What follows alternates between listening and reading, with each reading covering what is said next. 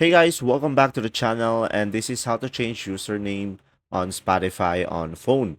So guys, first thing that you will do is open the Spotify application into your device and make sure you sign in into your account. And from here guys, just go to your profile icon on the top left corner of the screen. And from here, just tap on settings and privacy and just simply go to account. And as you can see guys, when we tap on the username, you won't be able to change it. So guys, you cannot change your username on Spotify.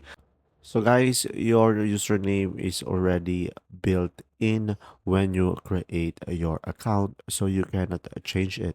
The only thing that you could do is just simply go ahead and change your name. So guys, in order for you to do that, just simply go to your profile again on the top left. And from here, just tap on view profile. And after that, just tap on edit. And from here, guys, you should be able to change your name. So guys, just simply provide your new name and tap on save at the top.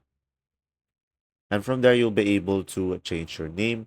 And that's simply about it. I hope this helped you understand the Spotify application better. And thanks for watching. See ya.